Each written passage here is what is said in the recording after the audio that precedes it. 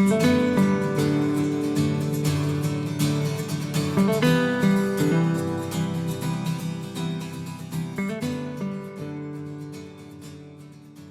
to Conversations Different, a podcast from the Santa Fe New Mexican about interesting people, places, and issues of northern New Mexico. This week, we're here with Megan Mulry and Susan Burks, who will tell us all about the Santa Fe International Literary Festival coming soon to a town near you. Welcome. Thanks so much, Inez. Good to be here. Thank you, Inez. It's so good to have both of you again. Megan, I think we'll just start by telling us about what's coming up for this year's festival. It's an incredible lineup, as always. And Isabel Wilkerson, Rebecca Solnit, and Judy Bloom. I mean, how exciting is that? We are so excited. So we've already started with our film series. So that's every Wednesday night at 6:30 at Sky Cinemas in the Rail Yard. And Susan curated a great selection of movies by authors who are coming this year.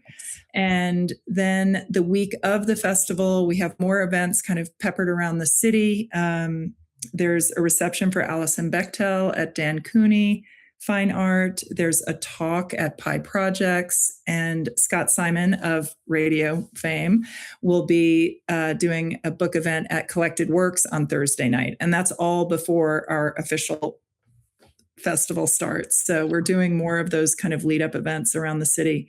And then on Friday, really excited to be partnering with a nonprofit called Swan Quill West and the public library. And they're doing a free creative writing program at the main branch of the library from 1 to 4 on Friday afternoon. And that's before it even starts. And then head on over to the convention center, and Susan can talk a little bit more about the amazing partners that we have in the community who are supplying champagne and cocktails for the opening night reception, and then into Isabel Wilkerson, which is going to be amazing. And that's up until Friday night. And then, as you mentioned, some of the headliners, of course, Colm Toy Bean, Ocean Vong is Saturday night. We can talk a little bit more about that, but I feel like I'm going on and on. So no, there's so much to go on about. I mean, that's one of the wonderful things. And Susan, it seems as though,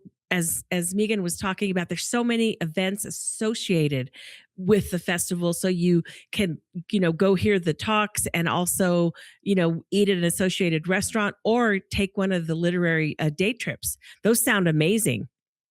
No, there's some wonderful events like that happening around the festival where people can go for a longer experience. Garrett Peck, who does one of the walk and talks during the festival for people, is offering a full day D.H. Lawrence tour where you go, they're going to take a bus all the way up to Taos, and he's going to take them to the D.H. Lawrence Ranch. So there's that day trip. There's another one out to the Galisteo Basin Preserve, which will be walking with Rebecca Solnit and the Galisteo Basin Preserve and Wonder Nomadic School of Wonder. And that's going to be a really interesting 3 hours to be out in that beautiful space. SAR is always offering combination of tours and luncheons with authors from Santa Fe, and young writers from IAIA will be coming in. So there's this incredible range of people writing on the rails. Hakeem Bellamy and Logan Phillips are going to lead a writing workshop on the train again Thursday night. Right on my desk. Right. And I love that train. It's so much fun. It's just amazing. And then to learn, have a writing workshop with those two is just going to be something. So there's a lot of that happening and we just have the community more involved as well. Tumbleroot will be manning the bar again at the courtyard every afternoon, Friday through Sunday. And we're going to have food trucks from around the city as well. We're going to have more offerings there. Vara and Gruet have both really graciously donated wine for us. So there's just all of these ways in which we keep trying to blend in and marry in all of these wonderful community partners. Oh, that makes it nice because for people from town who go, there's a lot of familiar things. And for people who are visiting and here for the festival, they're going to find new places to frequent when they come back. Because one of the things about Santa Fe is if you come once, you usually come again. So I like Exactly. that. So I'm thinking about the opening night and the whole idea of the power of story, Megan. And obviously Isabel Wilkerson, her books are about a place, and Santa Fe is such a sense of place. And I just want to think about what that conversation is going to be like, and what does it mean to have the head of the Stanford Storytelling Project doing the discussion. Yeah. God, the power of story and the power of place. I actually reread Cast. I listened to it this time. And I'm not as much of a nonfiction reader. And for me personally, her work is so powerful because she weaves in her personal experiences. The story at the Detroit airport, I just always think of that as I'm walking through an airport, why she was,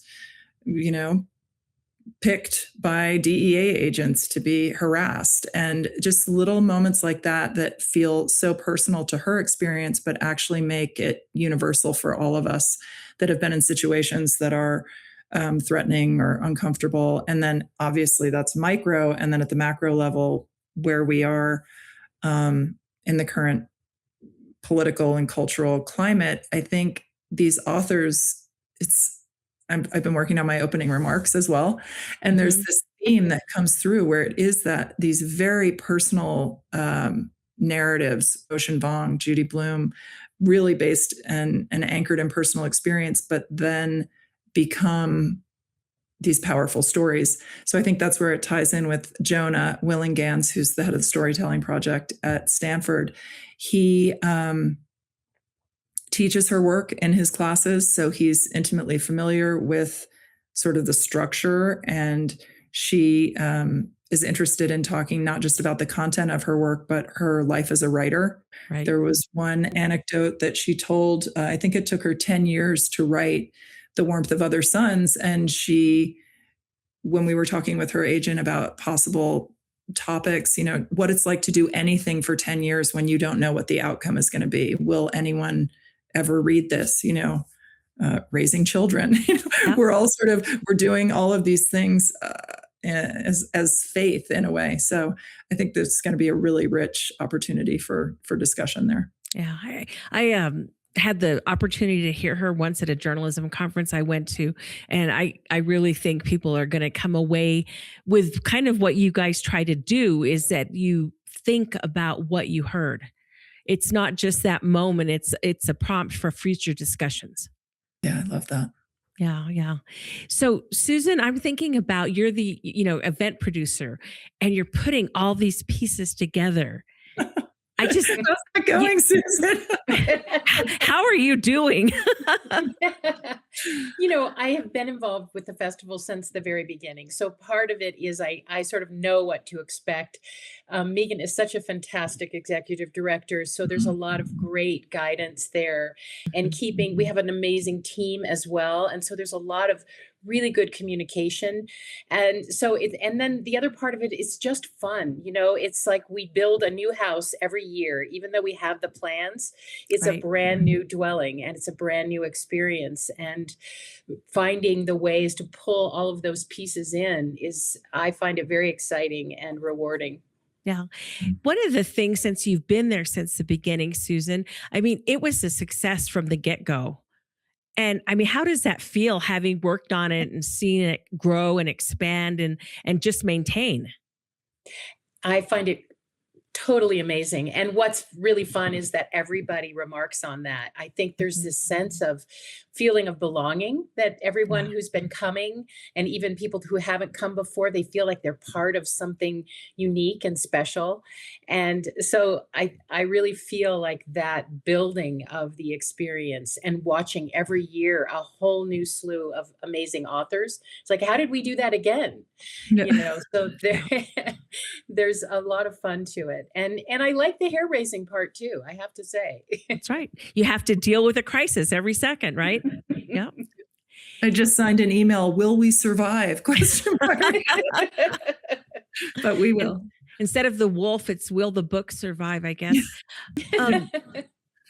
I noticed, Megan, it seems to me that you've just got an incredible caliber of interviewers this year, and you have all along. But, having Scott Simon ask questions is going to give everyone chills, I think. Yeah, I think, yes, we've really worked on that this year and worked with the authors as well to see who they're comfortable with, because that provides the most organic and exciting discussion in the time. Not that it's fully prepared, but they're both Right. comfortable with each other. And I think part of this idea of, really focusing on that is an anecdote. When I was in a car with Heather Cox Richardson last year, Oh, after her, she stayed an extra day, and we had dinner on that Monday night, and we were driving out to a friend's house. We were in the car for about 15, 20 minutes. And she said, I would have much rather been an interviewer than an interviewee. And I thought, well, great, come back anytime. And she was like, well, with the altitude sickness, I don't know if you remember, she did have some pretty that's severe right. altitude sickness. But I think it kind of planted the seed that it's really about the whole session. Obviously, there are headliners, but it's Right. really about curating. And our author curator, Laura Hohenhold, who's the one who got Scott Simon, really also has that broad vision for how to make the whole session not just be about, sometimes it can feel like you're serving up someone, and some people, Alison Bechtel is going to be at the podium and she gives a great talk about her work. But other ones, I think you can really bring out with a good interviewer. So yeah, thanks Yeah, for no, noting I that. think, yeah, I think that's going to be exciting. We'll take a quick break and be back in a moment with more Conversations Different.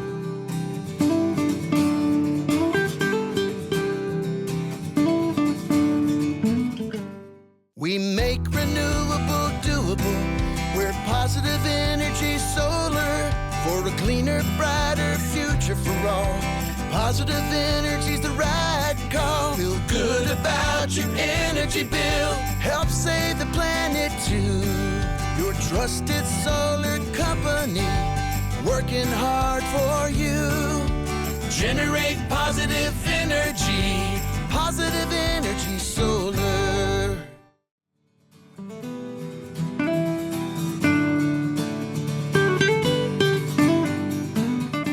We are back with Conversations Different, discussing the upcoming Santa Fe International Literary Festival.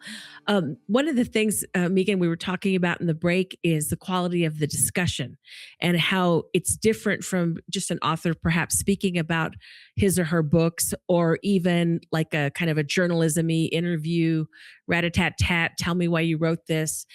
This is really a give and take where you learn a lot about the process, but about the way the author thinks. That seems to be different about your festival.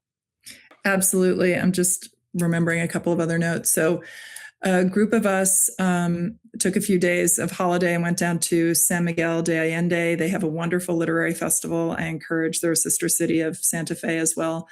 I went to Austin for the Texas Book Festival. Susan went to Rancho Mirage.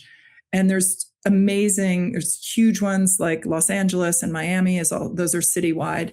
But I think Santa Fe provides this really intimate feeling when you're in that room and the discussion begins, that you're part of, almost like you're just in their living room. I was saying this to somebody else too, and the Surrett furniture and the plants, and it's really, I attribute a lot of that to Claire Hertel's vision as a founder of what it would look like and what it would feel like, and that Susan has built upon in the kind of texture when you're there.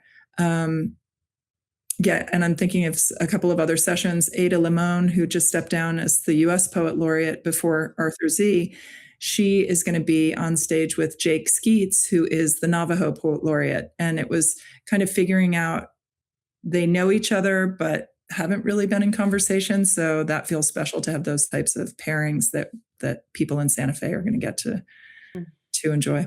That makes sense. Well, it was like when Tommy Orange was being interviewed by Ramona Emerson, that was so personal and so really instructive about how they thought and how they wrote both of their books. That was one of my favorite sessions that I ever went to.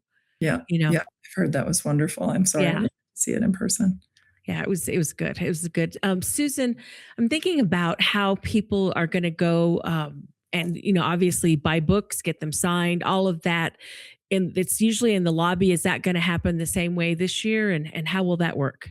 So our partner Bookworks is going to have again a full bookstore in the lobby. Nice. And then in addition to that, all the signing lines for each author when they come off the stage. What is amazing about that is that you have this immersive opportunity. It's really a full bookstore as well as these one-on-ones with different authors. So that'll be set up the same way. They're an amazing bookstore because they know both books and Mhm. how those are related to the past. They have usually other editions from the same authors. They're really good about making sure that they kind of covered the full breadths of someone's work. So, and people are allowed to bring books that they may already have and get those signed by the authors as well. Oh, good. Good. Because I have a couple. That's going to be good. Um, and obviously, those are going to be long lines because, I mean, is everything basically sold out, Megan? Is that where There we're are at? there are still a few. We're going to announce in the newsletter. There's still seats for Maria Semple, Okay. and I believe there are still seats for Susan Orlean, and Oh, I believe there are still seats. We'll post in the because they were sort of late entries based on some other changes in the schedule that came okay. about. So there were people who withdrew their tickets, and then they're just last minute. We got a couple of calls yesterday from people who have to go to a granddaughter's graduation, and so there might be a few that trickle in, but for the most part, yeah, they're sold out with waiting lists, and Yeah. um, yeah. And that's, obviously a great problem to have. You want to be successful and sell your tickets.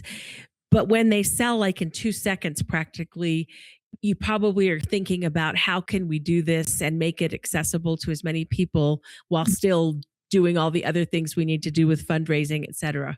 Very much so. That was just a huge amount of time and thought that has gone into that, what transpired in January. So we, like most nonprofits, have a benefit that if you give $100 or more, you would have early access. That's been in place for many years, and nothing has ever gone amiss.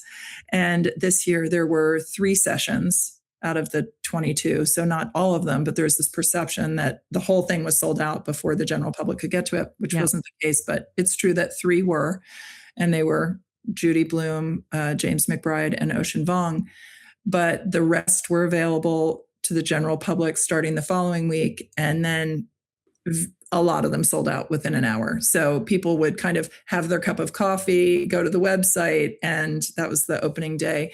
So this year, we're just really looking at how to, like you said, we are a nonprofit. We can get into all of the community engagement that we're doing, giving away 2,000 free tickets. Nice. And then after that happened, with all of the things selling out so quickly, we got a grant from Avalon Trust to buy out the Lensic, and there's another 800 free tickets that sold to Ocean Vuong for a live stream there on Oh, Saturday that's night. awesome. So those are some of the ways that we're looking at expanding access. But it's a tough call because, like we were just talking about, the intimacy in that room, and it's still 1,200 people on Saturday night.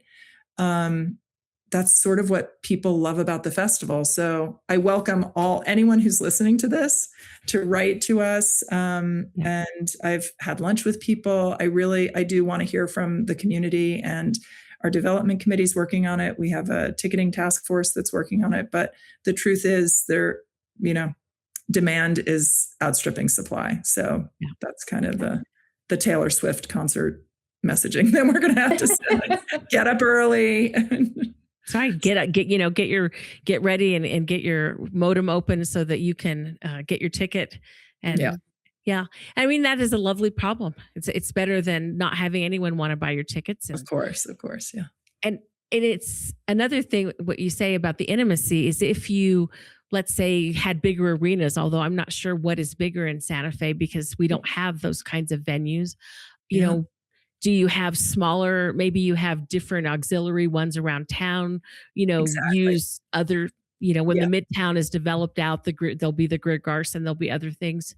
Yeah, So I was just reading about that in the paper today. yeah, Yeah, and throughout the year, we yeah, don't want to be doing a whole series throughout the year that we're curating from scratch. But if there are like-minded, mission-aligned groups and authors and bookstores, like I said, we're also doing events. We did a Julian Brave Noise Cat event at yeah. Collected Works in January. So we're really trying to be mindful of when authors, he was coming into town for an event at IAIA, and I reached out and said, hey, while you're in town, would you want to do this? And Yep. most authors, especially if they're on tour, are more than happy to do that. So we are trying to have those happen throughout the year as well to alleviate some of that stress around the festival weekend. That makes sense. And I think about, kind of the events that we used to have in Santa Fe, like the end of the Lannan Foundation, really leaves kind of a hole in terms of literary discussions, political discussions, the kinds of things that you're going to be doing at the festival. So, Yeah. yeah. And yeah, exactly. Global Santa Fe, I think, provides that, the sort of political discussions, but there's always room for more Yeah. book discussions. Yeah, they had my college buddy who just wrote a book that just came out, and I got to go see him speak at Collected Works.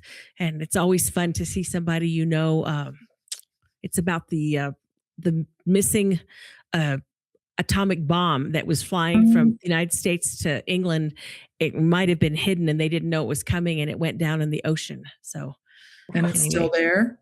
it's still there. We think Oh, we don't dear. know. Yeah, it was pretty exciting. That was a fun one. Susan, when you're thinking about just the moving of people, how do you set that up so that the lines move quickly? I was thinking about all the things you must have to balance. Well, it's a great question because some of those lines are very, very long. Yeah. And especially on Friday night, they're going to even be a little longer because we have to do some special checking of bags and things. We don't usually have to do that.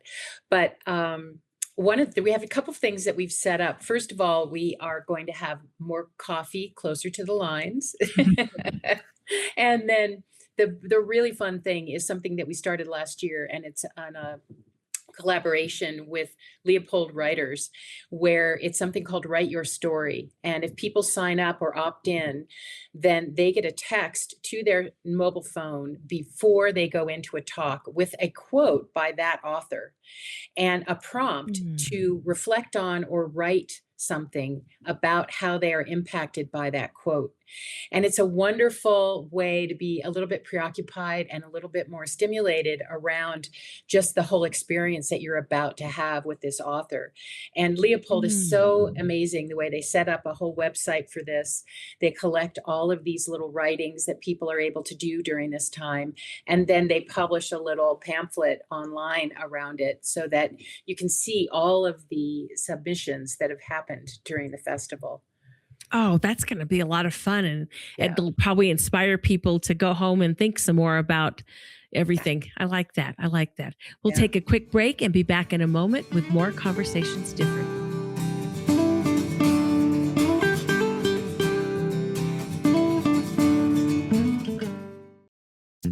This is Patrick Dorsey, publisher of the Santa Fe New Mexican. Looking to reach a wider audience and grow your business? For 175 years, the Santa Fe New Mexican has been the trusted voice of Santa Fe, with unmatched local reach in print and online.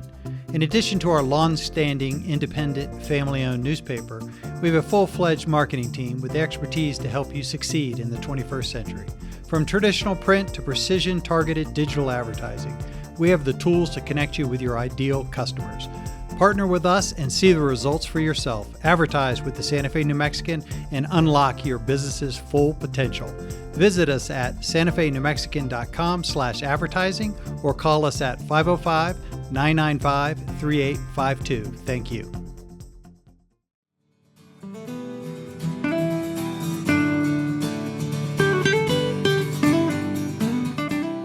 We are back with Conversations Different, talking about the exciting Santa Fe International Literary Festival coming to Santa Fe in just a few days of this podcast airing, but we're taping a few weeks ahead.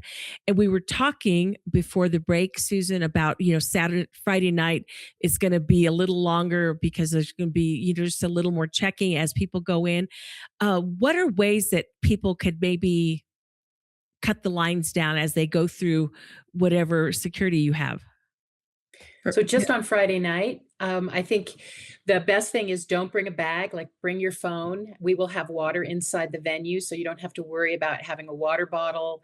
Just it'll be kind of like going through TSA, where you won't be able to bring any liquids into the room, and just don't bring a bag if you don't have to, or bring a clear bag so that things can go smoothly. It's just that just for Friday night is the only night that we have to do that. Makes sense. Well, just think of going to Zozobra and leave all your stuff at home and put your wallet in your pocket. So Exactly. that makes sense. One of the sessions that sounds interesting to me, Megan, mainly because I know half the panel, and I love just how many smart people we have in Santa Fe, but the one about how you write and then you get it on screen with Kirk Ellis and the other people there. Yeah. So talk about that session. That's going to be fun.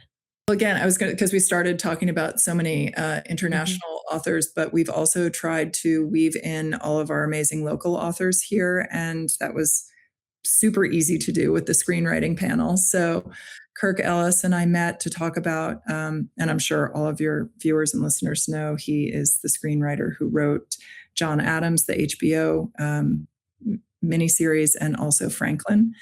And we spoke about different local screenwriters, and Danny Rubin, who wrote the screenplay for Groundhog Day, lives here. And Desba, who is a writer, actor, director, I don't know what she doesn't do, on Dark Winds. Yep.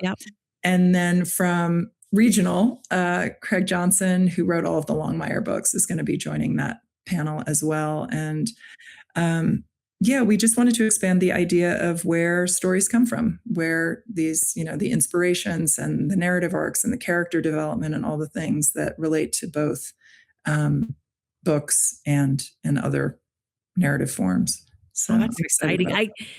I just watched Groundhog Day again, and that is just we got in this big discussion about how many lives he lived through, and there's like an actual Reddit threads on was that 7 million days or 10 days.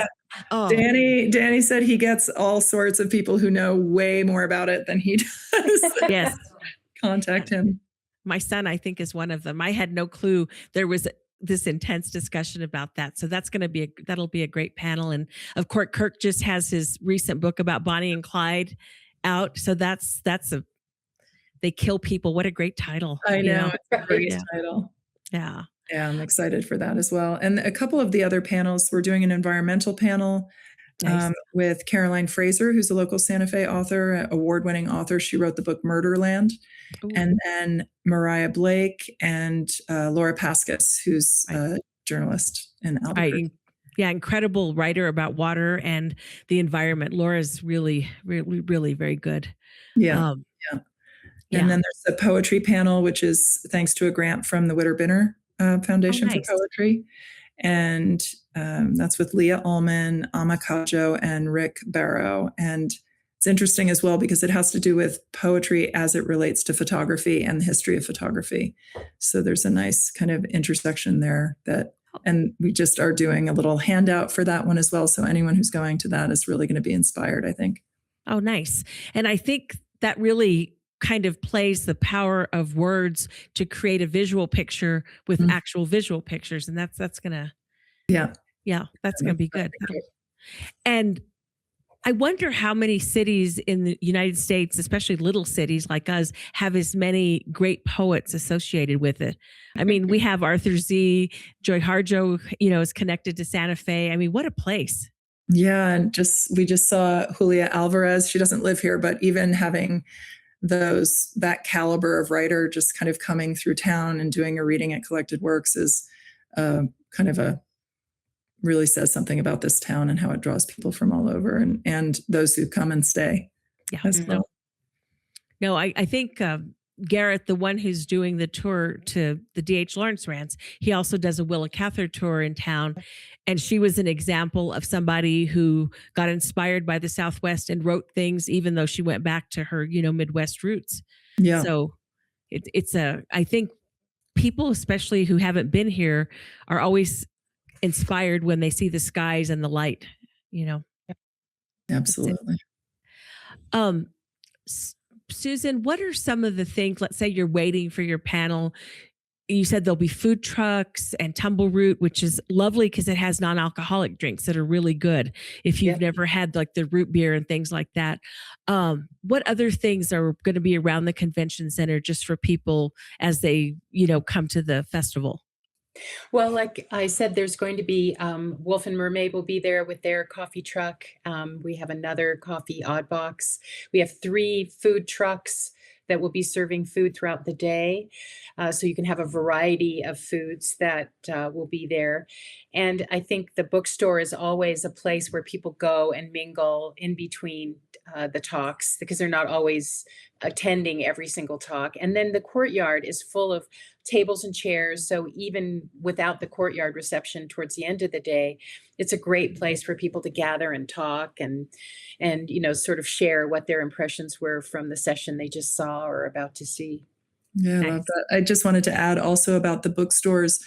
If people just want a book that is signed by the author, so it doesn't say Dear Susan or Dear Inez, those are pre-signed. They pre-sign hundreds of copies before their session at the convention center. And then those are for sale at the bookstore. And you don't need to wait online to get those. So you can pick them up anytime over the course of the weekend. So it's another way that people can have that high touch without necessarily having to wait online if they don't want that personalized. That's nice. And especially those poor writers, I bet their hands hurt. Some of them are really fast, right? Oh, yeah. Well, that's one of the keys. Oh, go ahead. I just wanted to say the great thing about the convention center is that you are right in the middle of town. And so even if you only have a half an hour, there's so many restaurants and great museums and galleries and places to go and wander, just go to the plaza. So I think that's what's so lovely, is that it really is a centerpiece for the essence of this community in so many ways. Yeah. They've kept that. And just imagine when the O'Keeffe Museum, the new one, is built, what it's going to be like to be across the street. I have a dream. You could have a whole O'Keeffe panel, Roxanne Robinson, all the rest. Yeah, love it. That's going to be something. What have I not asked you, Megan, that you want people to know? Community engagement. Actually, that's just a huge piece of growth for us. When I was thinking back to the early days, it was obviously part of the founder's vision, Carmela Padilla, in particular, of course, Claire Hertel and Mark Bryant, but Carmela really believes in the importance of this festival having deep roots in the community and cultivating that through engagement with librarians, teachers, and students. And our community engagement coordinator, Ryan Rose, has just done a spectacular job. Because those relationships take time. You have to follow up with librarians. They're super busy. They're teaching. And for example, we just did our first virtual classroom, and Ocean Vuong had nearly 400 students and teachers across the state of New Mexico meet him for 30 minutes last week. And it was really powerful. Actually, I was on there and just thinking what it would have been like if I were 14 and had that experience of meeting just one of the greatest living writers, really, at our time. Close, answering their questions. They prepared their questions. It was really a great thing to see. So yeah, we're at fully 10% of all the tickets are given away to, and we've been building that number, and now we're at 2,000 out of 20,000 are going to those students and librarians. And then they also get to meet, we call them meet and greets, where a group of 12 or maybe up to 18, Susan, she's working closely with Ryan as well. They get to go after the author session and go meet with Carl Hyacin in a room over at George O'Keeffe and talk to him about and get him to sign their dog-eared book. So that to me is like, we'll never even know what the repercussions of those are until 20 years from now, where someone comes back and said, that was the minute. And meeting Carl Hyacin could do it because that guy, I was in Florida working as a journalist when he was still at the Miami Herald, and his books are like documentary practically. That's what I said to Yes. Susan. They're not funny anymore because they're all come true. No, it's just like, man, that dude was predicting the world. Oh, that's going to be great. They're going to love it. And they're so exciting. Susan, what else do you think people should know, just to enjoy themselves and to be in the moment kind of thing? Well, I really think as many of the author's works that you can dive into and even grab little pieces of, I feel like I belong to the best book club in the world, but it's sort of, there's also this thing of, I want to read or make sure I have read as many of the books by the authors that are attending, because then when I hear them speak, it lands very differently. It gives me more insight. It gives me more engagement with what the subject matter is. So I just recommend that as being a great way to start things off. It's a little late, but just having some familiarity. Oh, that's such a great tip. That's really good. And of course, I mean, with someone like Judy Blume, you might want to go back and review them, because when we read them, we were not very old. That just seems to me such a big deal to have her. It really is. And I love her connection to Santa Fe as well. She lived here in the 90s and met her husband, George, here, and just seemed genuinely excited to come back, and has family who are going to join her in the audience as well. So, that's going to be really wonderful for the audience to see that. Yeah. Yeah, that'll be nice. That's good.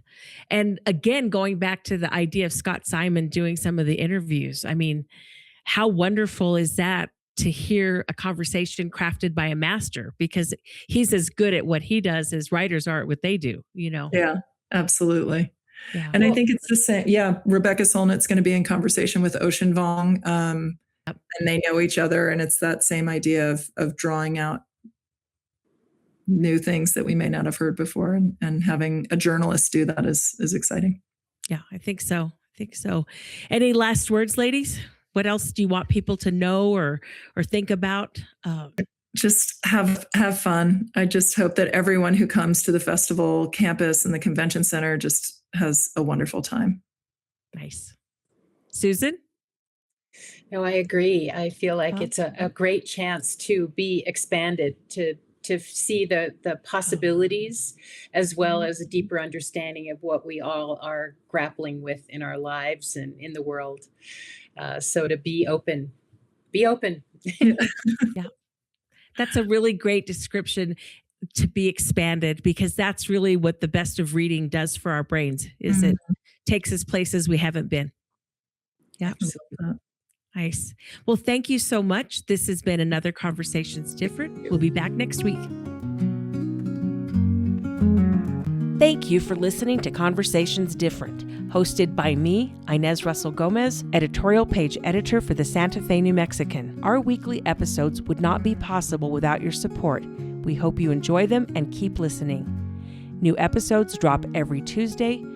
Consider signing up for our newsletter so you never miss an episode, and while you're at it, consider subscribing to the Santa Fe New Mexican.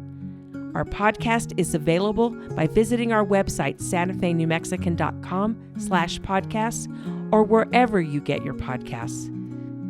Conversations Different with Inez Russell Gomez is produced by Matt Dalside and Ernesto Cisneros, published by the Santa Fe New Mexican, a local and independent newspaper owned by Robin Martin.